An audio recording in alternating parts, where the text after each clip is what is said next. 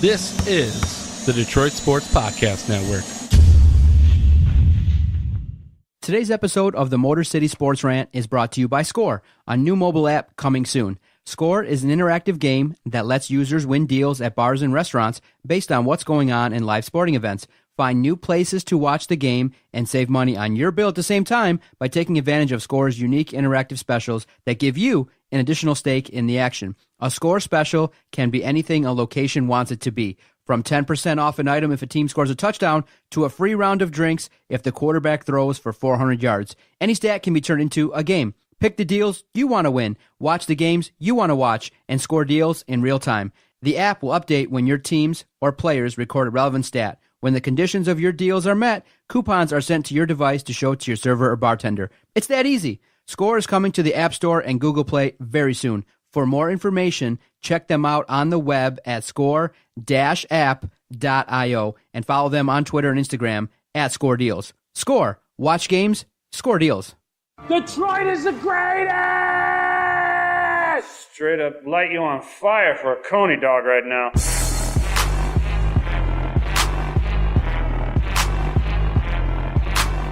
Darren McCarty comes back with Neiman in front of him. McCarty draws. McCarty in. McCarty scores! A goal! Darren McCarty!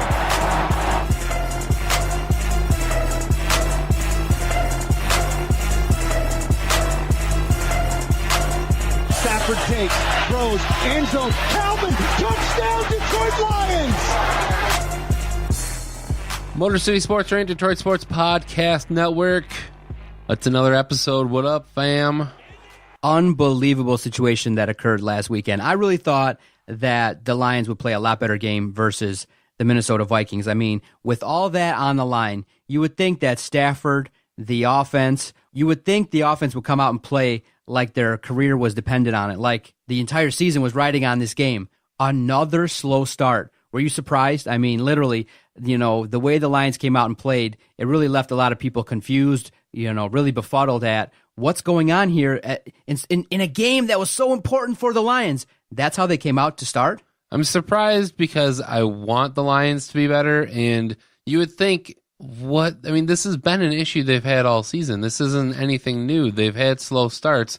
So coming out into arguably the biggest game of the season, at least so far, and that's what you do. You go out there and you're just not able to create anything early on. And why? I have no idea, Vinny. And it befuddles me. But before we break down the game, did you see Vinny at the game? Did you see the sign that he posted on his Twitter page? I didn't. Oh my goodness. Vinny was at the Thanksgiving game. If you check his Of course he is. Yep. If you check his Twitter page at Vinny Stubbs, he took a sign, and a really good one. I give him a lot of props. I don't think it got anywhere near television, but he took a sign and it said, "I'd like to be invited to the next Minnesota Vikings boat party."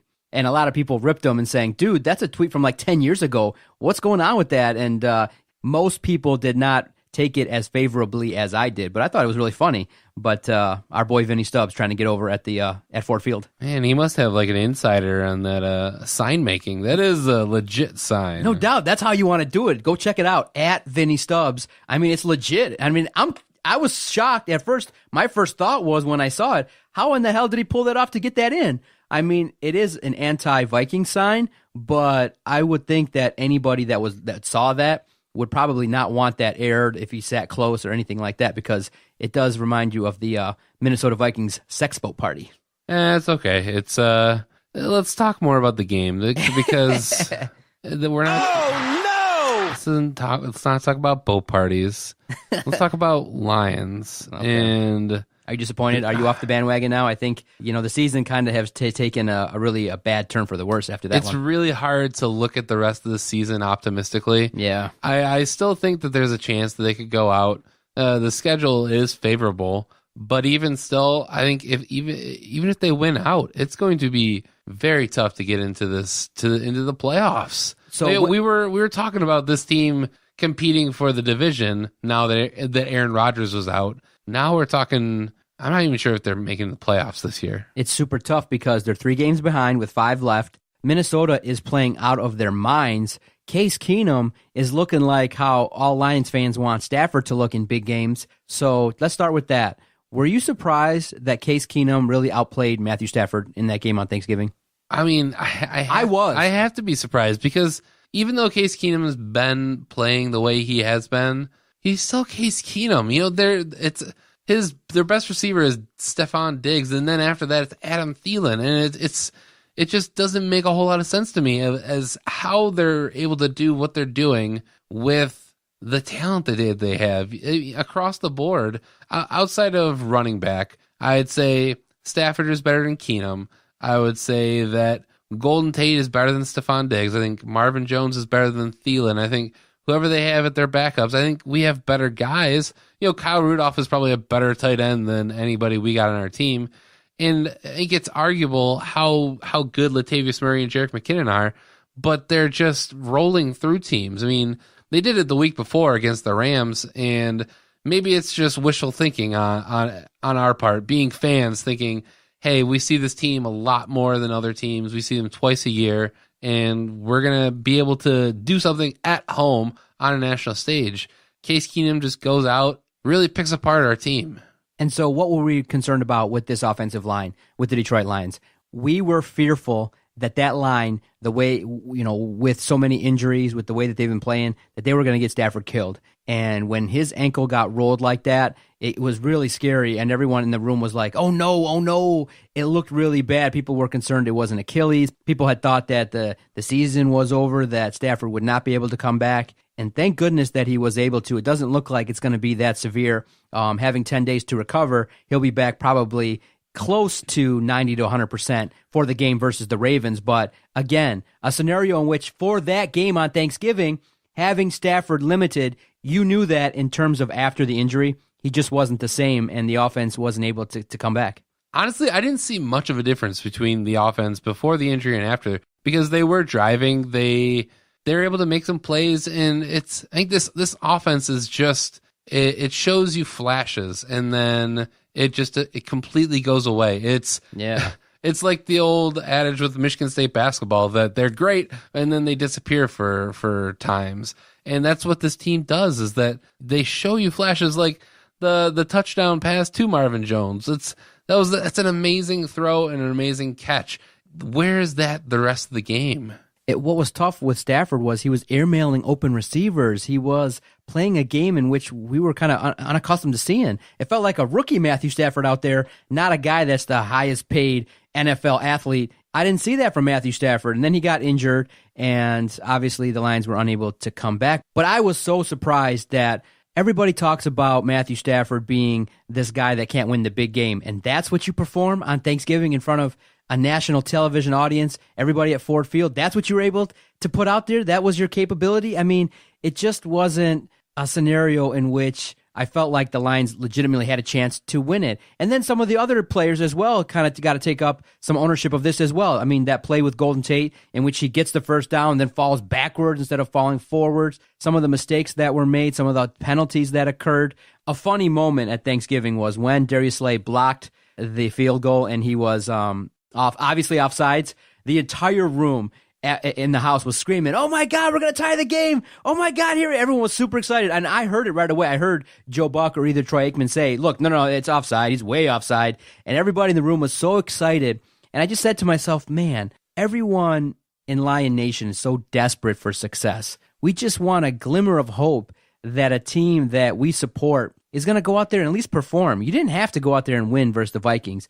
The part that was so frustrating was you didn't give yourself the best chance to win. You came out slow. Your best player doesn't play well. Some of your, key receivers, Marvin Jones is playing well, but Golden Tate didn't do a whole heck of a lot, only 1 point in fantasy, and I started him. And again, the running backs, when you saw that fumble, the simple handoff, Stafford turns around and puts the ball in Amir Abdullah's gut, and he fumbles it. You're just like, we knew it was going to happen. Adam and I joked about it and said last week, Amir's probably going to fumble, do something to cost the team the victory. He's going to be ineffective. I was joking with you, sending you texts saying, "Oh yeah, I think Amir's going to get 100 yards today."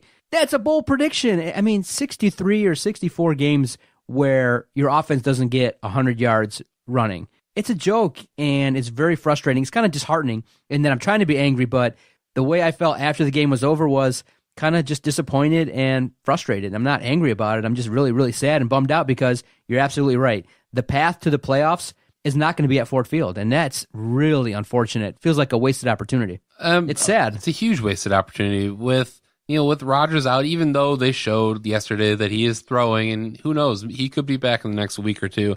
But I think what we're starting to see, and it's more for fans of Stafford like myself, is that we're really running out of excuses. Yes. And I know guys like you and a lot of people who are sour on Matthew Stafford right now, they're already off the train. But I for somebody who does believe in him, who thinks he's a very good quarterback, he's running out of excuses.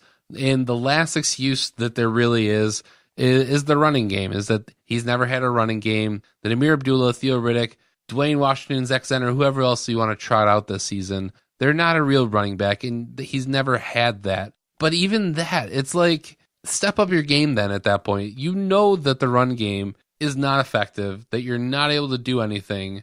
That means that even unless you're going to go completely off the board and every run play that's thrown out there, you're audibling into a pass play, you have to make every pass play that you have count and make sure that you're not making mistakes. And that's what we're seeing more of, that he's overthrowing, he's throwing behind, he's making our receivers have to make these just incredible catches. I watched some of Sunday Night Football last night.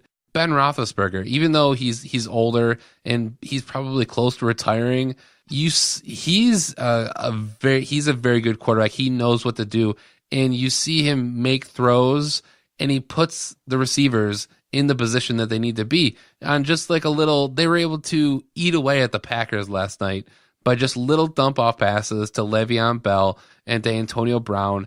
And he was putting them in position. He was hitting them in stride so that they were able to maximize what they could gain. And you don't see that from Stafford. Either he's throwing it in front of them so they need to make a circus catch and they have to then start up again, or he's throwing it behind, letting the defender catch up to them. And Jason, I think we have to honestly ask, can you build a realistic offense that's perfect? I mean, great wide receivers. I know people will reference and look back and say, if you weren't able to win with Calvin Johnson, one of the elite wide receivers of all time, what else do you need? I mean, you could say he doesn't have an offensive line. They added 2 more. He doesn't have a running game. Okay, fine. But then you say to yourself, if you get that running back, then can you then afford offensive linemen to block? A couple pieces of information that people sent to us that really was indicative of some concerns with the Lions is what's going on with the coaching. I mean, look at an offensive lineman that was performing strongly for Minnesota, opening up some holes, playing pretty well. The guy's name, Riley Reif. He goes to Minnesota. Many people in Detroit, if you would have asked them back in April, they would have said, fine, let him go. He sucks. Now he's over there, and he's the key piece of that line. And you ask yourself, what's going on with the offensive line here in Detroit where, 1, they're not opening up enough holes, and 2, they're not playing as well as we would have thought at this point in time in the season. They're getting Matthew Stafford killed. The running game is an embarrassment. You just say to yourself with the Lions, can you build enough around Matthew Stafford in order to, get a running back, get a wide receiver, get a line? It's just never going to be perfect. I'm kind of fearful that they may get a running back next year and it still might not be enough, because then when you allocate assets to the offense, what's going to suffer? The defense and special teams. And so what will happen is we'll score a bunch of points next year and then we'll give up a bunch more. And because now the defensive line's not performing. It's like we plug a couple holes and then 3 more open up. It's really frustrating. More on the offensive line. And I to add on to your point is that we have pieces now, or at least you think you have There's pieces. There's some talent, yeah. You have the former first-round pick in Taylor Decker.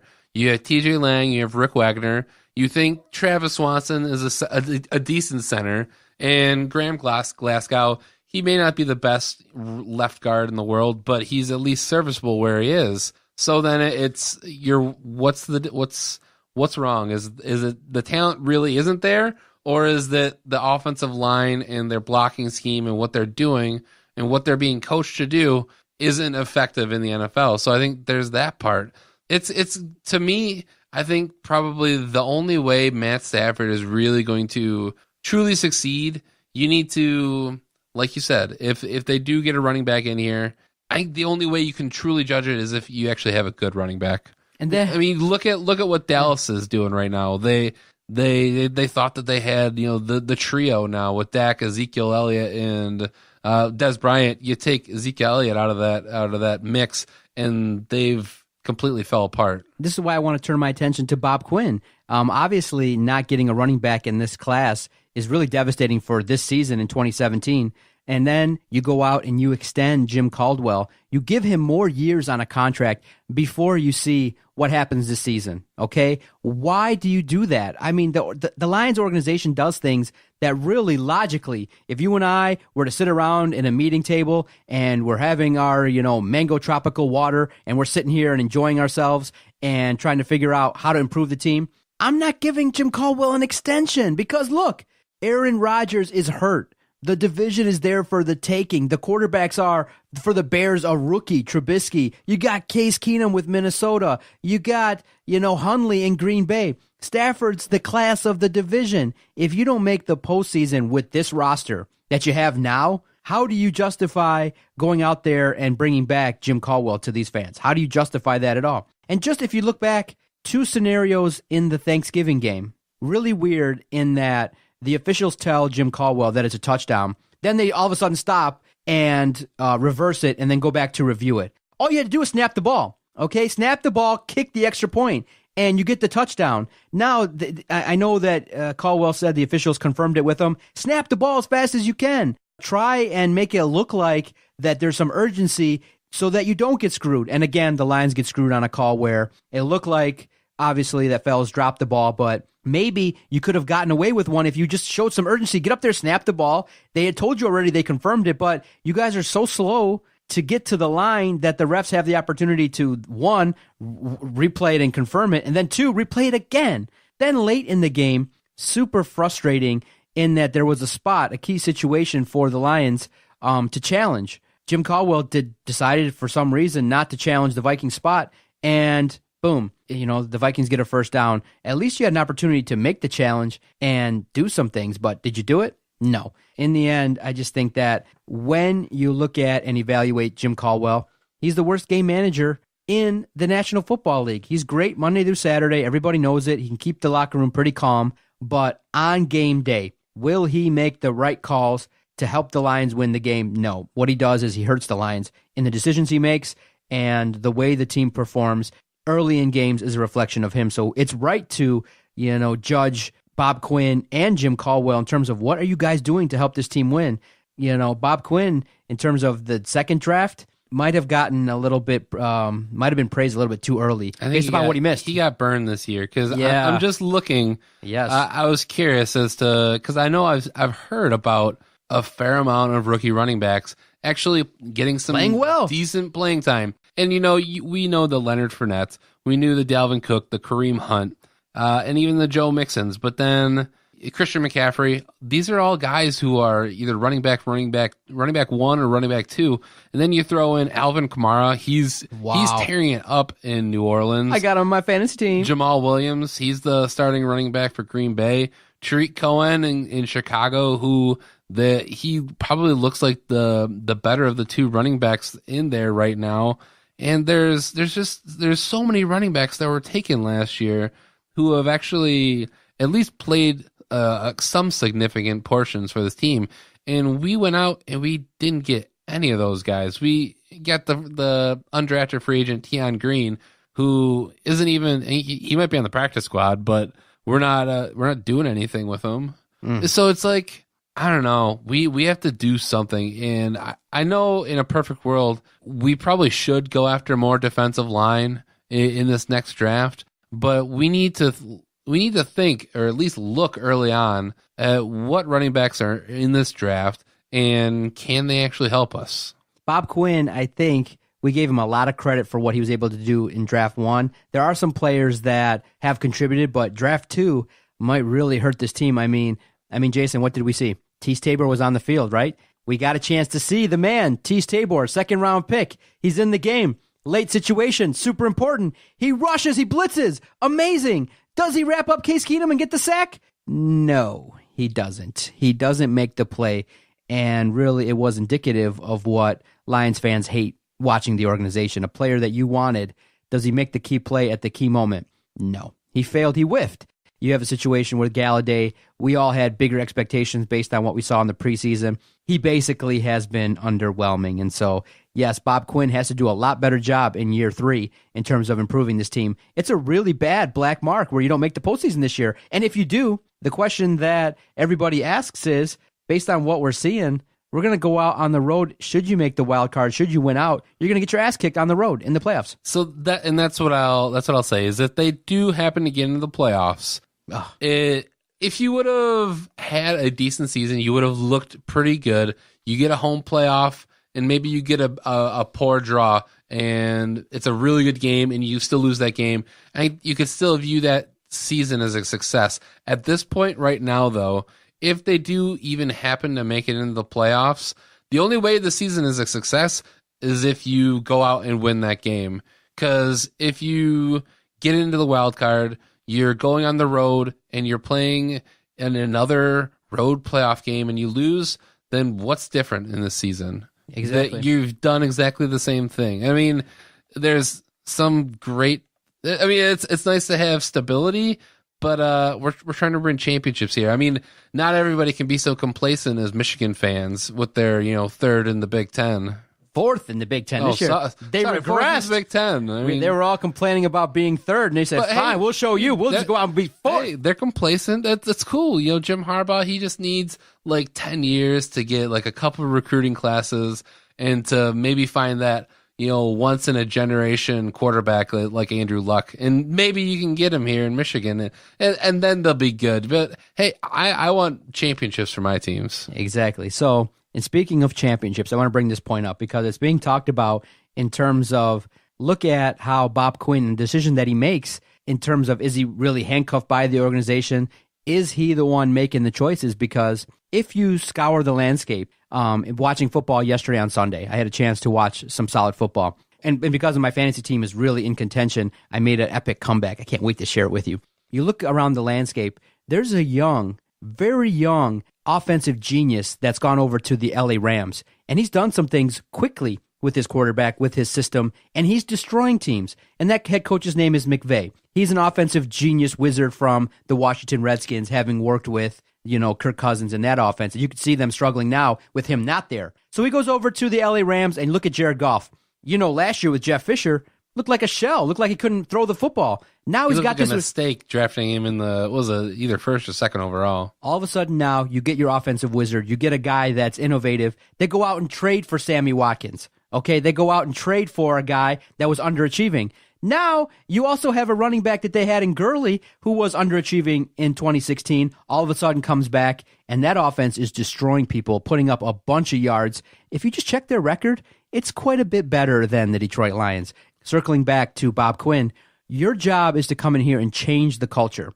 We're 6-5. We've seen this before. Yes, they've made the postseason. Yes, they've had 11-5 seasons. But the expectation from fans, the expectation is you're going to come in here and change it so that the landscape is present for you to be a playoff success. Do I see that? No. And I see more of the same. I see, 9-7 seasons, 8-8, 10-6, getting to the postseason, losing in the first round. And then I go and I see what the Rams are doing, and they're just coming out and destroying people on offense, looking like a team that's entertaining. Why don't you go out there and think ahead, be on the forefront of an innovative move? Go out there and hire the guy from Washington. Go out there and do something different. You can ask all these questions, but it's not going to change anything, John. But that's what we expect. Why didn't we do that?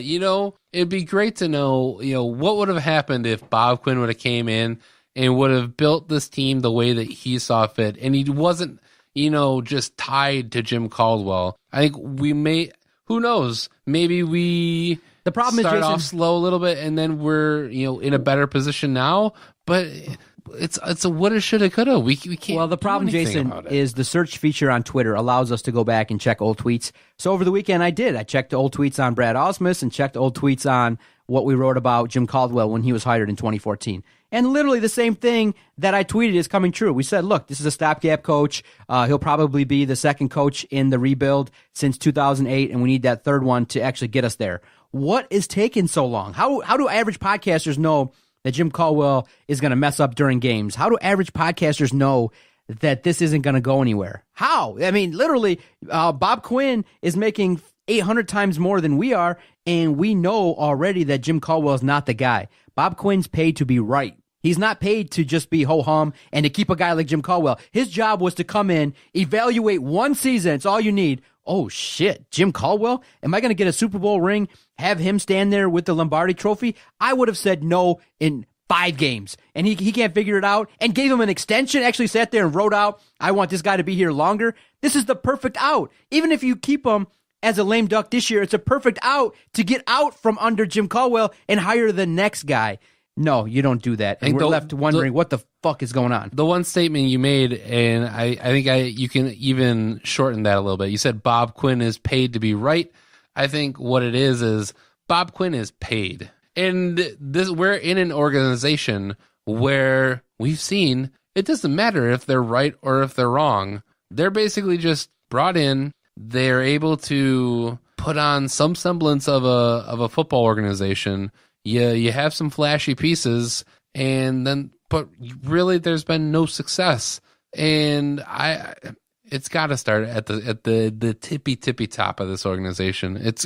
It truly is. It's the Ford.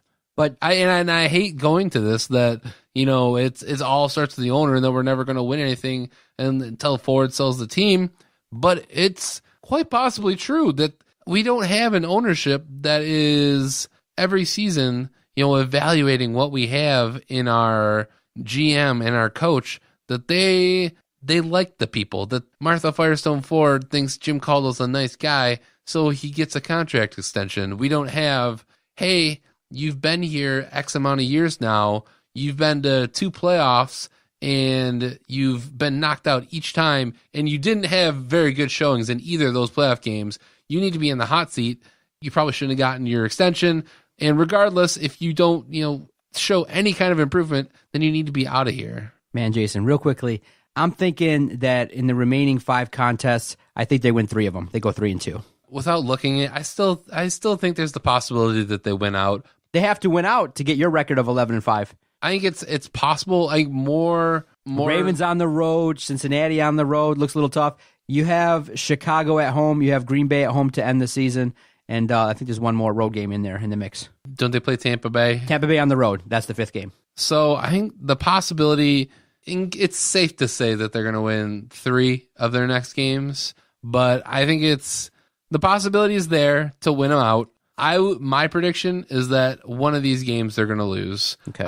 If any, I would go with the Bengals. Yeah, that's a tough one. Tough matchup based on history. So if they go 4-1, there's still a chance, based on what Minnesota. They need a lot of help from all the other teams in the NFC because they keep on winning too. They don't control their destiny, and a lot of luck is needed. But we'll keep following and keep ranting and raving regarding these Detroit Lions. Stay with us. We'll be right back. Got to finish this podcast talking some college football and a peek at our Detroit Red Wings. Motor City Sports Rant, Detroit Sports Podcast Network. Jason, I want to tell you about our host site, Podomatic.com. When Adam and I first started this project, we were looking for a place to host all of our recorded audio. And at this point in time, we've recorded 700 to 800 weekly podcasts. We've only used one host site. Why do we use Podomatic? Really easy to use, really easy to generate links. I mean, when we record this podcast, boom, go to the computer, couple quick minor edits, and boom, we can upload it to Podomatic.com, generate quality links so that our supporters across the United States and even overseas can listen to our fine broadcasts. If you want to grow your network, you want to grow your podcast, you got to have quality audio. You got to make it easy for your followers to find you. And if you're going to start a brand new project, Doc and Jock, Jason, all the hosts here on the network, we're going to recommend one host site, Podomatic.com.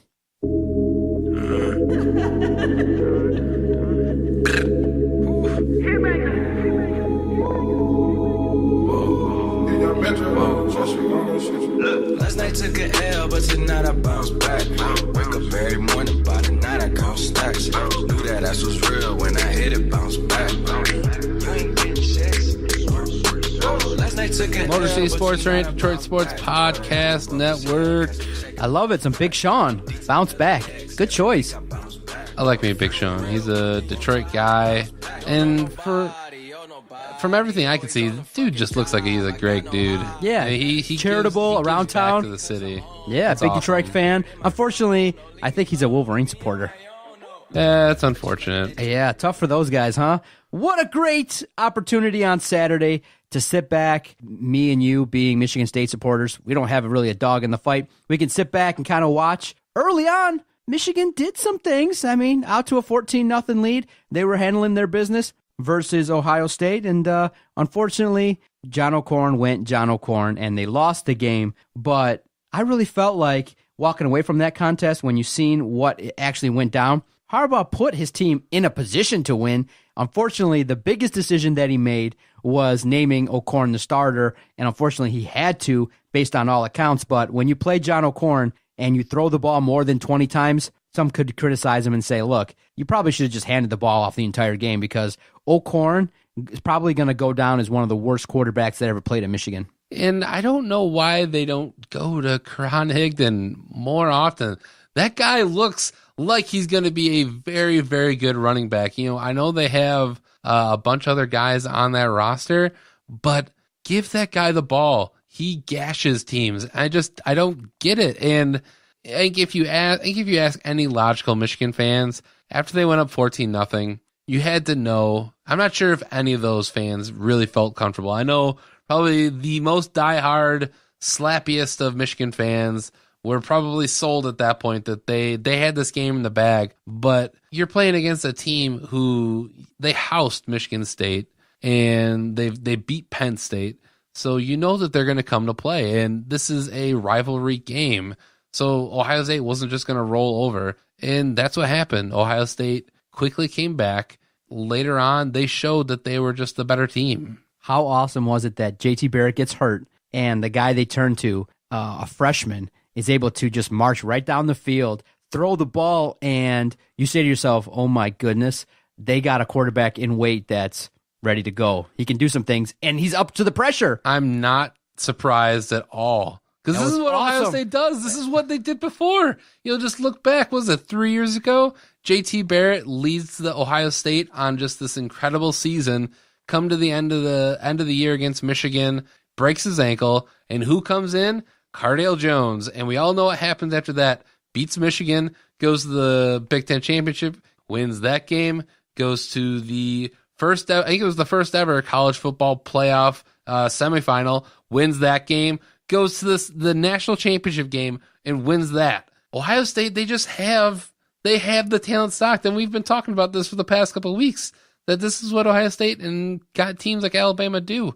They have their team stocked. They're on a different level. Yes, they're on a different level. And Michigan fans, I feel for you. I mean, it's an opportunity for you guys to play your biggest rival at home, and you haven't gotten a victory in several seasons. It's unfortunate. JT Barrett became the first Ohio State quarterback, actually Ohio State or Michigan quarterback, to ever win all 4 games in that rivalry. Wow. He's 4-0 in that rivalry. There's no other quarterback in that's entire, however many games they played that's gone 4-0 like that. Unbelievable stat to look at, that he's able to experience that much success. You would think that Michigan would fall into a couple wins, but unfortunately they weren't. But I think when you looked at Twitter, the Twitter moments, I know you're not on there quite a bit, but it just basically summed up what everyone's saying.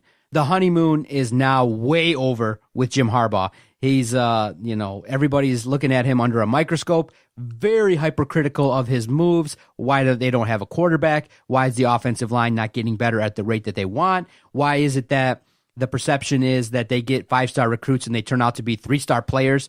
Whereas on the other side, Mark D'Antonio goes out and recruits maybe lesser talented individuals, but he maximizes their talent. So that's about coaching. And there is some wrinkles now in that a couple players are going to be transferring. Wilton Spate knows that Peters is the guy going forward. He's transferring. I think Malzone, as senior, is going to be transferring as well. Some rumors are swirling that he knows that Peters is going to be the guy, and he wants an opportunity to play. You say the honeymoon period's over.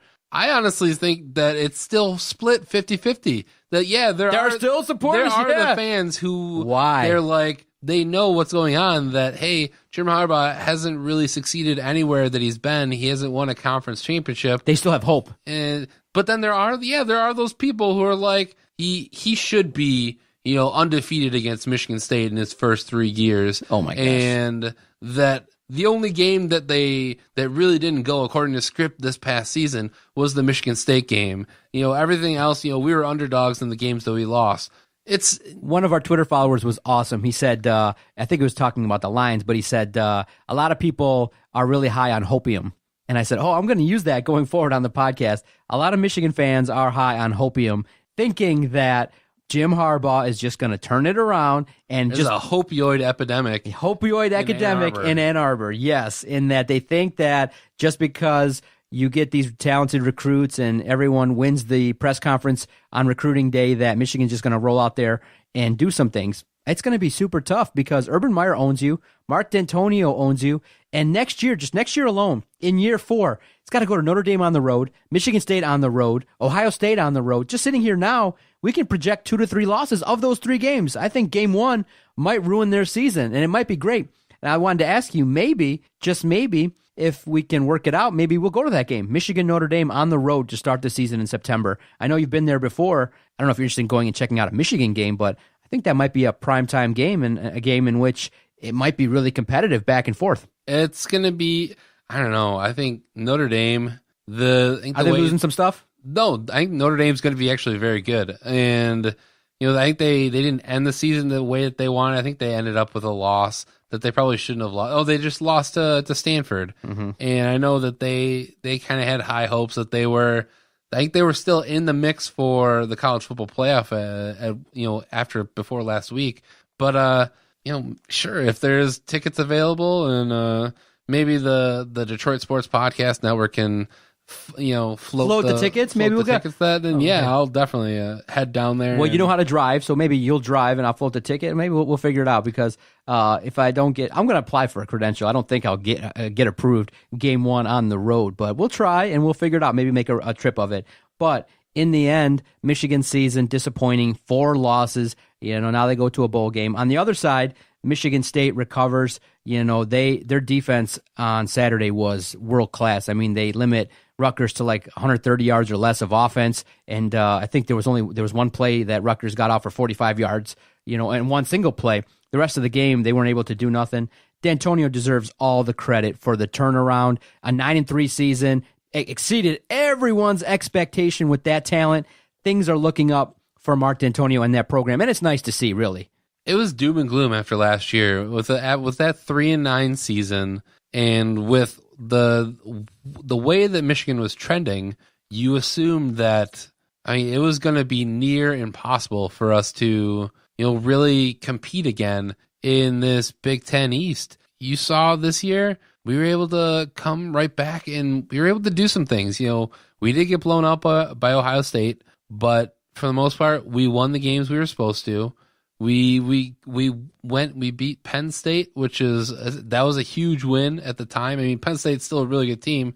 It's very encouraging that we'll at least be able to stick around in this conference, and that, I'm not going to say that every single year we're going to have the best team and that we're going to have a chance to go to the college football playoff every year, but I at least can confidently say that Mark D'Antonio is going to put the best squad out there, and we should more than likely be competing for Big Ten East titles and possibly going to Indianapolis almost every year. It's nice to see in terms of the success of the program at Michigan State that there is a lot of hope and there's some potential for some success. With Michigan State, you have the framework of success. You have quality offensive line, defensive line. You have a quarterback that can do some things that's athletic, that can extend plays, and you have a running game that can keep you in contest in terms of weather games. It's going to be nice to see going, in the next 2 seasons if they can extend this out. And I know you and I have talked about in weeks past, can they do better than 2 or 3 losses every year? That's debatable, but in terms of the role of Michigan State to get back to at least 9 wins, it's a nice turnaround coming from a 3-win season. Definitely, and it definitely turns the tide that we can look forward to next season, not just be completely worried that we're now going to be a season removed from all of that off-season drama, and barring anything else coming out that just completely derails this offseason, we're finally going to be back on track that we can have a normal offseason. We can talk about recruits and we can talk about the green and white game without that cloud that was hanging over us all the offseason. Okay, let's switch gears. Let's finish this podcast looking at the Detroit Red Wings. Some interesting news made last week by Jeff Blashill.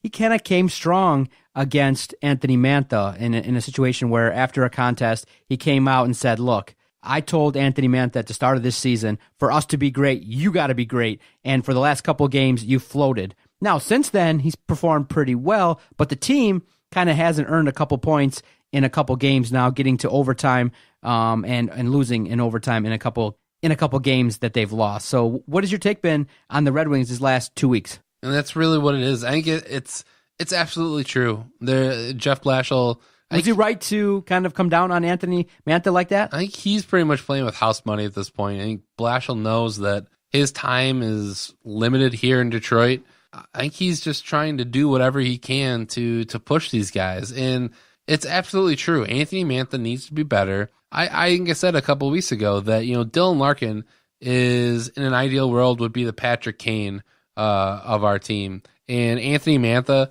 would really be the Jonathan Tays, that he would be the leader. He'd kind of be the guy who does everything, who you can look to in big situations to make a pass or score a timely goal. If we are going to, succeed in this league, that there's everyone else is getting better, and we need to do the same. So that would be my take. That I need Anthony Mantha. I echo what Jeff Blashill says, is that we need more from him. We need him to play like he needs to step up. Just step up, man. What's your take been on the goaltending? Make yourself a captain. Howard's been okay, kind of keeping the team in several contests. Mrazek's been steady. He's now the clear backup. Jimmy Howard's been playing pretty much okay. It's just the offense sometimes hasn't been giving him enough goal support. Yeah, you can't really put it on the goaltending this year. I think in years past, you've seen Jimmy Howard falter. You've seen Peter Mrazek falter. It's not the case this year. Those guys, Jimmy Howard, since last year taking over for Peter Mrazek for full time, he's been pretty solid. I don't really have complaints, which is very surprising considering that we wanted to run Jimmy Howard out of here at one point. And Peter Mrazek, he may not, be back to the level where he was when he first came into the league, but he's created his space on this team, which you need two decent goaltenders. Jason, is Jonathan Ericsson the Ebron of the Red Wings? Everybody looks to, when he's on the ice, they are a little bit nervous. They message us, and he's one of the guys that unfortunately is just taking a lot of heat for his play. And online, on Twitter, on our Twitter page, at Detroit Podcast, the fans that are evaluating him haven't been too kind to him. Is he playing that bad? I think it's hard to compare him to Eric Ebron because I don't think he didn't have that high of a ceiling that, we didn't draft him 10th overall. He wasn't expected to be this focal point of our team. I think he, at best, you want him to be a top 4 defenseman, but I don't think anybody really saw him as, a number 1 defenseman on any team. And sure, you want more out of the guy. Every team needs a guy like Jonathan Ericsson on their team. That's just a fact. You can't have 6 studs out there for 3 defensive lines. You're going to have some guy who's mediocre at times, but can make plays when needed to. And a guy that many people also criticize, Justin Abdelkader, has been performing well. I think guys like Anthony Mantha, Larkin, Athanasiou, Justin Abdelkader have kind of put this team on their shoulders and done some things. And since Abdelkader's, funny situation is he gets into a fight, he gets his jaw rocked, and he breaks his jaw. And since he's come back, he's wearing the shield. But, at age 30, he's putting the puck in the net, getting some points. I never want to give any credit to Justin Abdelkader, but I am glad that he's not on the top lines anymore. He's got 12 points, 2 goals, 10 assists in the last 11 games. I think where he is on this team is exactly where he needs to be. He's on either the 3rd or 4th line, and he's, he gives some offense to those lines. If they're not scoring, maybe he can put the puck in the net. Maybe it'll be a resurgence of a grind line. Okay, so you're not really a fan of... Not a fan of Abdelkader. And that's more of a personal thing. I think it comes from the years that he spent on the top lines with Pavel Datsyk and he just stealing money from the fans. He had no business being up there. Understood. What's one area of improvement you want to see the Wings work towards? Because right now, as we sit, they're third place in the Atlantic. They're in the playoffs, but hanging on by a thread. Just continue putting the puck in the net. It's as simple as that. Whoever has the most goals at the end of the game wins. So put the puck in the net. I don't care if the defense is maybe roughshod, but they can at least hold. If we have the talent on our team, Anthony Mantha, Larkin, Abdelkader, you said it, Nielsen, Ferk, Zetterberg. We have guys who at least I think can put the puck on the net. So do it, and we can win games. All right, thank you for tuning in. Great podcast. Jason, check out all our weekly podcasts, DetroitSportsPodcast.com. Until next week, he's John, I'm Jason. Later.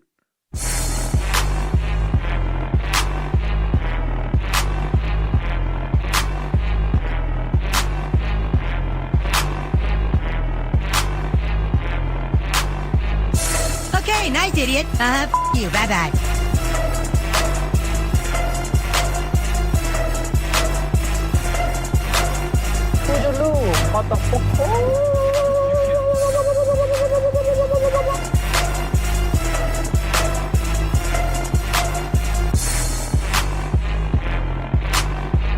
Good day, sir. I said good day.